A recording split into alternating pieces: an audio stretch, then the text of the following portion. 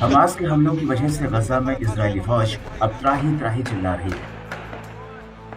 गजा के हर गली कूचे पर आईडीएफ के सैनिक और उनके वाहनों के कब्जे खुद रही है, और ये कोई नहीं बल्कि हमास के लड़ाके कर रहे हैं।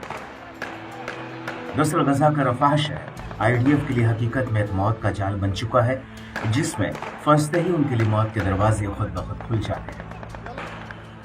गाजा के भीतर आईडीएफ के 3 सैनिक अभी हाल ही में मारे गए, जबकि लेबनान में आईडीएफ के 4 सैनिकों की जान चली गई।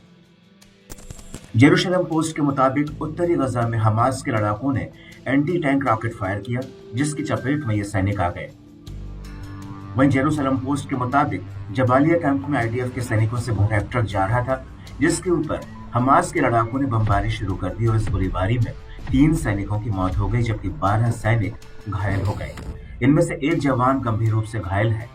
जेरूशलम पोस्ट के मुताबिक इस हमले में स्टाफ सार्जेंट बराक डैनियल हाल्पर्न उम्र 19 साल, स्टाफ सार्जेंट इदो जानो उम्र 20 साल, सर्जेंट ओमरी कोहेन उम्र 19 साल की मौत हो गई। आपको बता दें कि ये तीनों ही आईडीएफ की गिवाटी ब्रिगेड का हिस्सा थे।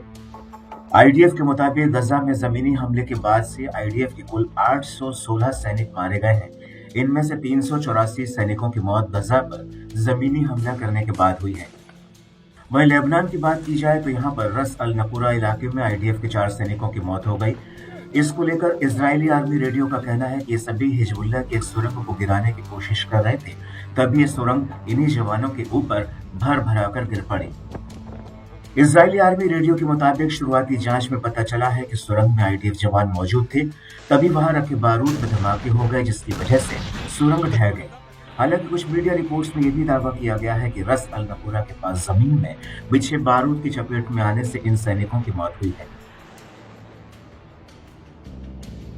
वहीं जेरूशलम पोस्ट का कहना है कि इस सुरंग में आईडीएफ ने पहले से ही बारूद बिछाकर ट्रैप लगाया हुआ था, लेकिन सुरंग में जाते वक्त क्या इन सैनिकों को यहाँ छिपे बारूद की जानकारी थी या नहीं, इसको लेकर आईडीएफ ने जांच बिठा दी है।